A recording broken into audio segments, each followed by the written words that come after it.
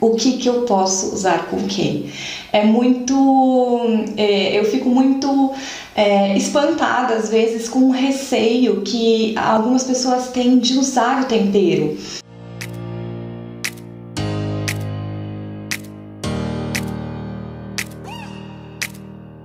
Me chamo Gabi Pastro, eu sou bióloga, sou herbalista e sou uma apaixonada por esse universo das ervas e das especiarias e o que eles podem nos proporcionar em relação ao uso culinário. Bem-vindo, bem-vinda, bem-vindos a esse novo conteúdo. Hoje eu quero conversar com vocês sobre um tema que na verdade vocês me pedem muito, tanto de pessoas que me acompanham, meus seguidores, seja no YouTube, no Facebook ou no Instagram. Eu sempre recebo essas perguntas também dos alunos durante as aulas online, aulas presenciais. É sempre a grande dúvida quando a gente fala desse universo culinário. São pessoas que, pode ser o seu caso também aí do outro lado, que são apaixonadas por temperos, amam tempero, mas tem um medo muito grande de utilizar e de repente de ficar ruim. Na verdade, a primeira coisa que eu quero dizer, né, não tem outra forma de você descobrir se algo vai ficar bom a não ser provando. Você pode de repente provar uma combinação boa com outra pessoa fazendo, né? Eu não sei usar sumac, por exemplo.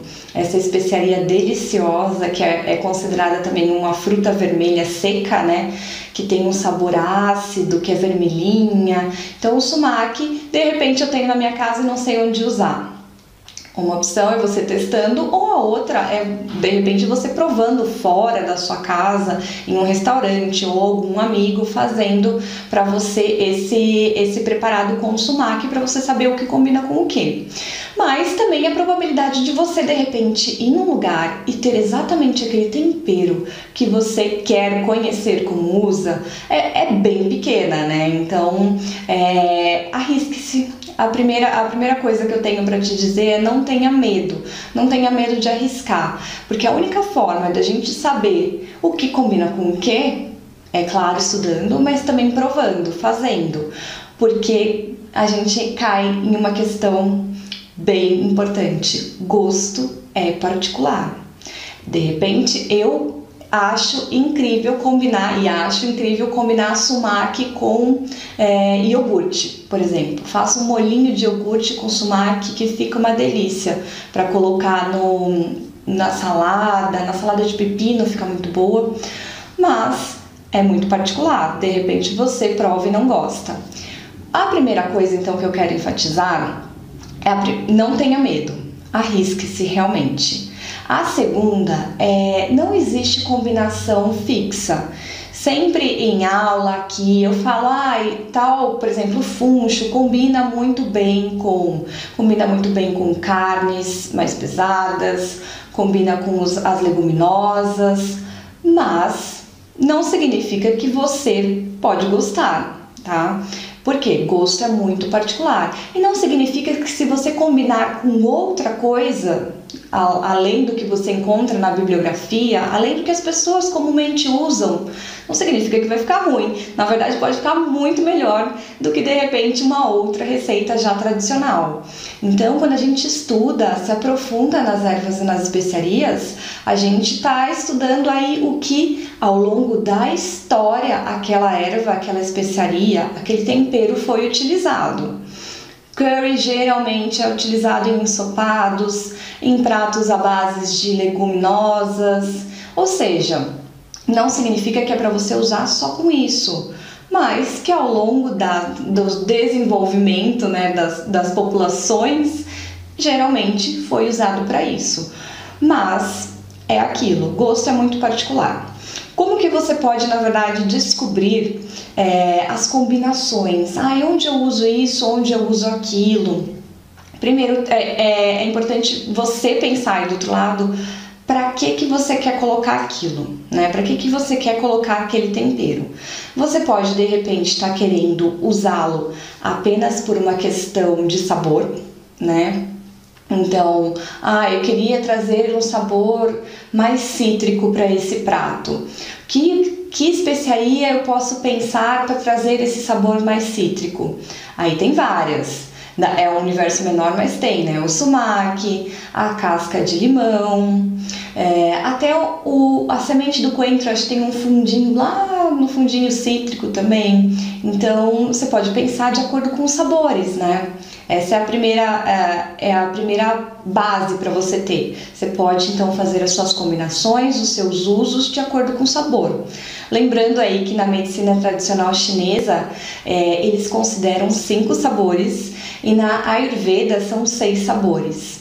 Então existe o ácido, né, que você pode também encontrar como azedo, o picante, que também pode chamar de pungente. Eu prefiro pungente porque picante lembra realmente picância de pimenta e não quer dizer só isso, tá?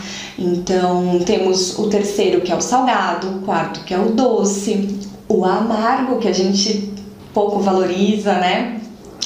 E temos também, no caso da medicina tradicional indiana, a gente tem o adstringente, ou seja, entre 6 a 5 sabores, dependendo daquilo que você está estudando, né? Mas você pode ornar, você pode harmonizar seus pratos de acordo com o sabor. É muito mais pobre, por exemplo, você fazer algo, por exemplo, ornar pelo mesmo sabor. Então, de repente, eu tenho um doce, eu vou colocar só especiarias doces. Você vai ter uma sinergia mais pobrinha de sabor, porque você não vai formar camadas de sabores, né? Aí eu sempre falo, vai fazer algo doce, coloca, com certeza você já ouviu falar, coloca um pouquinho de sal, coloca uma flor de sal ou uma especiaria salgada, como por exemplo, uma especiaria que é levemente salgada e pungente, né, e picante também, é a pimenta do reino. Então vai fazer seu doce, coloca um pouco de pimenta do reino, amplie seus horizontes, que você ampliando seus horizontes de sabor, de paladar, você também vai ampliar seus horizontes de saúde, porque essas especiarias e ervas diferentes vão te trazer propriedades medicinais diferentes também. Então não se limite. Eu sempre falo isso para os meus alunos, não existe combinação bombástica que você vai ver, nossa, se você misturar cominho com lavanda, vai explodir. Não significa nada. Pode ser que você crie uma combinação incrível, que as pessoas nunca pensaram. Então, por isso é importante testar antes, e sempre que eu falo para testar, teste em pequena quantidade e não teste num momento assim crítico do seu dia, né? Crítico não, especial. Vai preparar um jantar, não é a hora, um jantar especial, não é a hora de você fazer estripulias na cozinha. Faça aquilo que você já realmente tem a tradição, consegue fazer com destreza. Aí quando você estiver sozinho, sozinha, ou então estiver com pessoas que aceitem novos sabores, faz uma quantidade menor aquele prato, anota a receita do que você fez, do que você usou de tempero, que isso é super importante, e prove, deguste, né? E tente realmente não fazer em grande volume, porque se de repente não ficar bom, não vai ser um grande desperdício. É natural a gente fazer uma refeição, um prato que de repente não fique bom de sabor. Eu já fiz várias vezes, mas eu posso te dar a máxima certeza, eu não estaria aqui no meu conhecimento se eu não tivesse testado e errado algumas vezes. Porque hoje eu sei o que fica bom pra mim, para a maioria das pessoas, né? Quais as combinações gostosas, o que combina com o que, de sabor, né? Mas eu testei muito na minha vida, tá?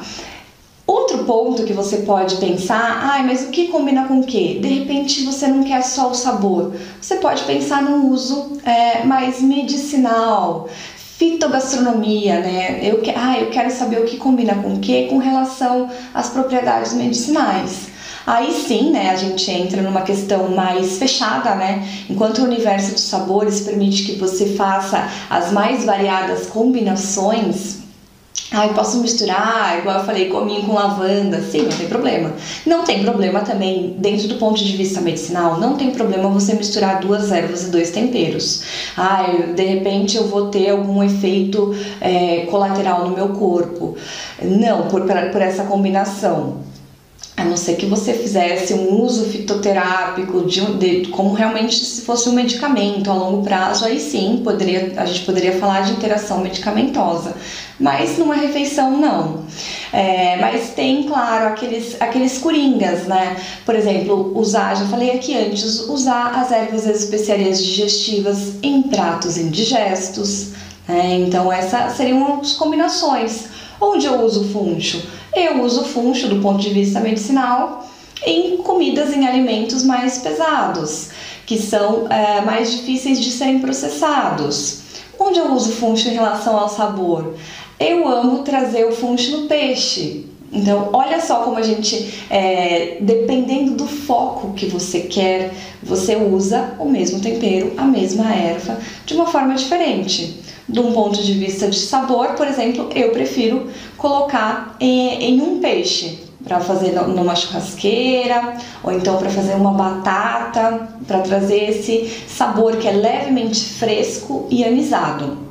Mas, de um ponto de vista mais fitogastronômico, eu prefiro, por exemplo, colocar num feijão, colocar numa lentilha, colocar em alguma carne mais indigesta, porque na carne ele trabalha e amacia as fibras, e no feijão, nas leguminosas de modo geral, ele acaba evitando e sendo carminativo, evita a formação de gases.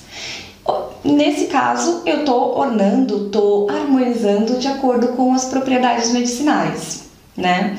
E aí eu tenho, além de sabor, além de propriedades medicinais, eu posso pensar em quando e como usar as ervas e as especiarias de acordo com um prato regional, né? Então a gente acaba entrando em culinárias típicas, que é uma outra forma. De repente você não quer se arriscar, eu vou falar que é a forma mais fácil, tá? Eu tô subindo, eu tô na verdade facilitando. A mais difícil é realmente essa questão de combinação de sabores, porque é muito pessoal, né? Mas tem os seus truques. Eu tenho a forma mais medicinal, que aí é mais fácil da gente ornar, né? Sabendo a propriedade medicinal daquela erva, daquela especiaria, você consegue trabalhar isso no seu alimento. E aí a mais fácil ainda é de acordo com a culinária regional. Nós conhecemos, né? Eu que moro aqui em São Paulo, quem mora em São Paulo ama culinárias do mundo, né? Culinária tailandesa tem em vários lugares, japonesa, do Mediterrâneo, árabe, ou seja, cada uma dessas culinárias traz consigo também ervas e especiarias típicas. Na verdade, eu vou te dizer que o que caracteriza mais fortemente uma culinária regional é realmente o seu tempero. Com certeza aí, se você já viajou pelo Brasil, você sabe. Ai, nossa, eu fui pro sul e comi este tipo de tempero. Ai, eu fui lá no norte, nossa, comi um coentrão que é muito típico. Ou seja, cada um dos lugares regionais, seja dentro do Brasil, seja no mundo, né, tem a sua culinária típica. E aí é muito fácil você ornar e você combinar sabores e aromas de acordo com essa culinária. Vou dar alguns exemplos. Qual que é a culinária mais amada, né, pelos pesquisadores, pelos cientistas e por nós também, consumidores, né, amantes de uma boa comida. A gente ama, por exemplo, a culinária do Mediterrâneo. A culinária do Mediterrâneo foi eleita a alimentação mais saudável que se pode ter, né? Porque ela é baseada em peixes frescos, em alimentos frescos, tá? Não necessariamente peixes, em alimentos frescos, azeite, né? Que é tão importante pra gente, e ervas e especiarias, principalmente as ervas, e frescas. Não tem tanto o uso de ervas secas, ou seja, o uso no seu ápice de sabor, de aroma e de propriedades medicinais.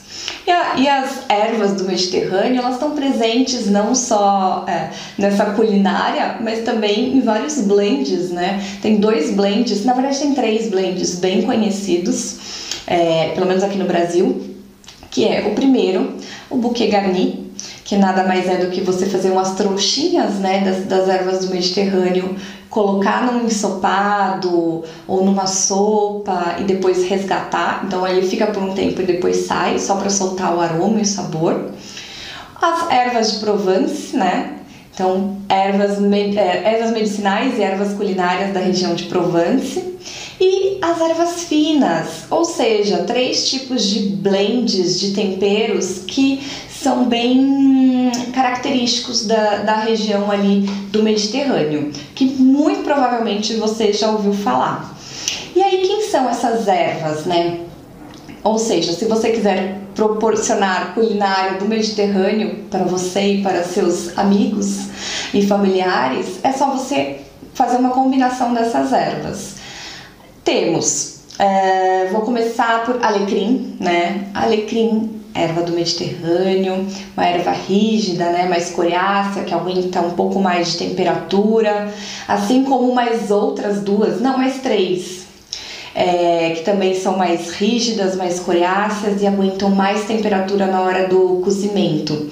Temos o primeiro, o alecrim, segundo, tomilho, né? Tomilho comum. Tomilho limão não é típico da região, viu? Pelo menos às vezes que eu fui pra lá eu não vi o uso culinário do tomilho limão, não vi vendendo ele, mas se usa bastante o tomilho comum. Temos também segurelha, né? Uma planta que aí em francês chama sarriette, deliciosa também, que lembra um pouquinho, ela fica entre o tomilho e o orégano. Não, desculpa, entre o tomilho e o orégano. Sim, não lembra alecrim. Ou seja, alecrim, segurelha, tomilho e a outra que é um pouco a ame ou odeie do Mediterrâneo. A gente tem a ame ou odeie aqui do Brasil, que é o nosso coentro, ou pode ser o cominho, né? Mas do Mediterrâneo, o ame ou odeie é geralmente a erva que as pessoas têm mais dificuldade de usar, dentre essas do Mediterrâneo, é sálvia. Né? Então, ela também é coriácea, ela também é mais rígida, ela também aceita mais calor e aceita secagem. Então, são 4 ervas do Mediterrâneo que você pode dar uma judiada, vamos dizer, um pouco maior nelas, que elas ainda preservam os princípios ativos. E aí a gente tem umas ervas mais finas, né, que a gente chama, que usa-se bastante na culinária do Mediterrâneo e não significa que é de lá, e não é. Salsinha, a cebolinha francesa, não sei se você aí conhece cebolinha francesa, eu sou apaixonada por cebolinha, então cebolinha comum como numa boa, mas aquelas pessoas que não gostam muito do sabor intenso de cebolinha comum podem consumir a cebolinha francesa, que ela é mais fininha. Tanto que quando ela cresce descabelada, assim, se você cultiva ela em casa, ela é bem fina, ela não fica pra cima, né, ela cai. Também é deliciosa e tem um sabor mais suave, e é muito utilizado na culinária do Mediterrâneo. E lavanda também, né, claro, dependendo do prato, porque é um sabor muito característico, que vai nas ervas de Provence. Então essas ervas você pode combiná-las entre si para produzir uma comida que seja tipicamente mediterrânea, né? Então alecrim, tomilho, sálvia, lavanda, salsinha, cebolinha, todas elas trazem esse sabor. Temos, por exemplo, se você quiser ir mais para a área italiana, você pode usar o manjericão. Eu já falei aqui antes que o manjericão, apesar de ser super utilizado por essa região, e na verdade a Europa inteira usa, né, manjericão, ele o centro de origem dessa planta é Índia, né? E lá na Índia não se faz uso culinário, faz uso medicinal dessa planta, mas ela é de outra variedade, é uma outra espécie, tá? Que a gente tem aqui no Brasil, mas é um pouco mais difícil de achar, que é o manjericão santo. E temos, por exemplo, outras culinárias amadas, Culinária indiana, se você quer dar um sabor, um aroma indiano, você pode usar o curry, que é muito utilizado. Então a culinária usa-se bastante ensopados, né? A base praticamente é um ensopado, uma lentilha. E aí temos o curry, temos a cúrcuma, super também conhecida por nós aqui no Brasil, mas muito utilizada pelos indianos. Uma vez eu vi um estudo que a gente, assim, consumindo a partir de 5 gramas por dia já é excelente para o nosso metabolismo, para o nosso organismo, o consumo da cúrcuma.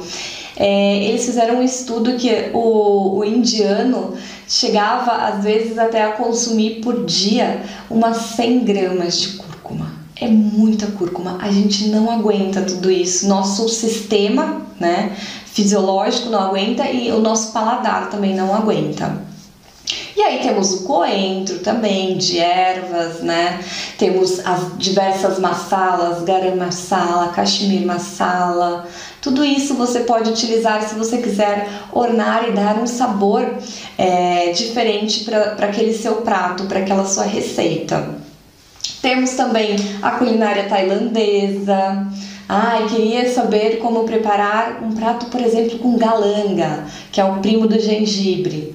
Vai lá, busque receitas tailandesas, porque a Tailândia usa, na verdade a Ásia ali usa, Tailândia, Laos, acaba utilizando essa especiaria tão conhecida que o brasileiro está conhecendo mais, né, que é chamado de gengibre tailandês ou até gengibre chinês, tem uma variedade que é o gengibre chinês, é uma outra espécie na verdade, que é a galanga ou galangal, que parece um gengibre de sabor e de aroma, mas para mim assim é muito mais gostoso, é algo mais doce e menos pungente. E aí temos o capim-limão. Capim-limão é super característico dessa região. Capim-limão, galanga, limão kafir, né? Aquela folha de limão que se usa, que são 2 folhas em uma, né? Ela é assim que você encontra também aqui para consumo no Brasil. E temos uma infinidade, o coco, né? O próprio coco acaba sendo um tempero dentro da Tailândia, né? Se usa bastante. Ou seja, você, se quiser aprender, descobrir, desvendar onde você usa aquele seu tempero que você tem em casa, vai lá e descubra qual que é a região característica de uso daquele tempero, onde mundialmente é mais usado. O funcho, o cominho, as pimentas do reino, as pimentas brancas, né, que a gente não gosta muito, dependendo da região do Brasil, né? Mas, por exemplo, pimenta branca é super utilizada na Alemanha e na China. A pimenta do reino é só branca. Ou seja, os pratos típicos levam muitos deles levam essa especiaria. Então vai lá e dê uma pesquisada, dê uma estudada em qual região, em qual culinária esse seu tempero se encaixa mais. E aí você vai conseguir utilizá-lo de uma forma mais tranquila e acho que mais aliviada, né? Aliviado, porque te dá mais uma segurança. Mas o que eu quero dizer com isso tudo é expande todas as barreiras, destrua todas as barreiras de sabor, de aroma. Não tente seguir nenhuma regra dentro do uso culinário, porque só assim você vai realmente descobrir aquilo que o seu corpo gosta, a sua fisiologia gosta e também que o seu paladar gosta, né? Que na verdade é um reflexo, né? O que vai bem para nossa fisiologia, para o nosso corpo, a gente acaba gostando. Geralmente aquilo que faz mal para o nosso corpo, a gente acaba não curtindo muito o sabor, não curtindo muito o aroma ou a textura, né? Então, para isso também é importante a gente se observar. Não se force. Sempre que a gente começa dentro do universo dos temperos, a gente fica tentando se forçar. Mas eu sei que cúrcuma faz muito bem para a saúde. Ok, mas se você não se sente bem comendo cúrcuma, por que você vai comer cúrcuma? Procure uma outra especiaria que seja também antioxidante, igual a cúrcuma. Por exemplo, temos as canelas, a melissa, né, que é essa erva aromática também riquíssima em antioxidantes, combate os radicais livres. Ou seja, sempre tem um lado B aí, uma alternativa para você utilizar de ervas e de especiarias. É importante você não se forçar a usar algo que você não gosta. Claro que é importante também. Você sabia que a gente precisa consumir, para dizer que eu não gosto de coentro, você precisa consumir, os cientistas descobriram, 7 vezes, no mínimo 7 vezes. Isso vale para você falar para o seu filho, para o seu sobrinho. Consuma no mínimo 7 vezes, depois de 7 vezes você pode realmente falar que você não gosta. Se depois de você provar todas essas vezes e realmente você não conseguir gostar, é porque realmente você não gosta. E aí não come mesmo. Mas antes de 7 vezes, o nosso corpo está se adaptando àquele sabor. Ele está se adaptando também com aquelas propriedades que de repente ele nunca recebeu, né? Aquelas propriedades nutricionais e medicinais. Para isso é importante a gente ter paciência quando está introduzindo um novo alimento. A gente e a outra pessoa. Ir aos poucos, né? Porque não pode traumatizar também, né? Usar demais em alta frequência. Quero saber como eu uso melhor o capim-limão como um tempero. Usa hoje, depois de uma semana usa de novo. Se você ficar usando sempre, você também pode ter um efeito rebote e você realmente não gostar, porque você cria memória, uma memória de paladar, uma memória às vezes também olfativa daquele tempero, que pode não te remeter a algo bom, pode te remeter a algo forçado. Então, para isso, sempre dentro do universo culinário, é importante a gente ter paciência e amor, né? Porque a gente precisa realmente ser apaixonado por esse universo para cada dia mais caminharmos nessa vida mais saudável, nessa vida mais saborosa que esse universo encantador dos temperos tem a nos proporcionar. Quero deixar aqui a minha mensagem final, que é a mensagem de todo o vídeo. Não se limite realmente, faça combinações novas, consuma ele sozinho, né? Aquele tempero sozinho, come ele, dá uma mastigadinha para você entender o sabor. Outra coisa que você pode fazer, eu queria saber como que fica essa massala que eu comprei, eu não sei onde usar.